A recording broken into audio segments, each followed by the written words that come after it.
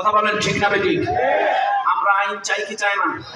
আমরা চাই সকল ধর্মের প্রতি সম্মান রেখে বলছি, কোন ধর্মের প্রতি কটাক্ষ হোক এটা চাই না।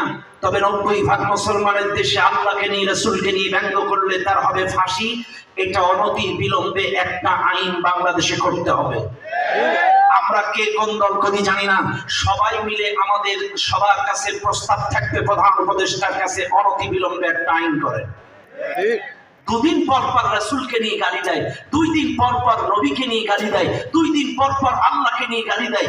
এটা কি মগের মুলুক নাকি? এরকম একটা কঠিন আইন যদি থাকে, এই বাংলাদেশে আর আল্লাহকে নিয়ে রাসূলকে নিয়ে অন্যান্য ধর্ম নিয়েও কেউ ব্যঙ্গ করবে না। একটা আইন চাই না আমরা? সবাই মিলে চায় এমন একটা আইন হোক। কথা বল ঠিক না?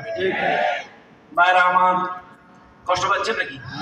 চলবে চলবে কতক্ষণ? হ্যাঁ, সারা রাত করেন আর ফজরের সময়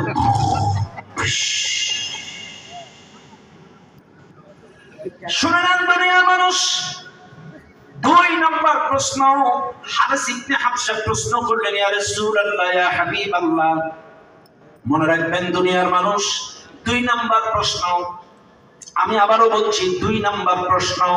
ভাইরা আমার, ওয়ায়ুনাজ্জিলুল গায়ব, হারিস ইবনে হাবশা প্রশ্ন করেছিল, ইয়া রাসূলুল্লাহ, আপনি বলেন এই যে বৃষ্টি হয় কখন কোথায় বর্ষণ হয়, এই বৃষ্টির খবরটা বলেন। আল্লাহ পাক বলছেন ওয়ায়ুনাজ্জিলুল গায়ব, বৃষ্টির খবরটা কখন কোথায় কোন জায়গায় বর্ষণ হয়, বৃষ্টি এটা আল্লাহ ছাড়া এই পৃথিবীর কেউ জানে না। এটার ব্যাখ্যা বিশ্লেষণ বেশি দিলাম না। এবার আসেন প্রথম নাম্বার প্রশ্ন। হারিস ইবনে হাবশা রাসূলকে প্রশ্ন করেছিল, ইয়া রাসূলুল্লাহ, আমার প্রথম নাম্বার প্রশ্ন হলো আপনি বলেন কিয়ামত কখন হবে, কোন দিন হবে, কোন সময় হবে।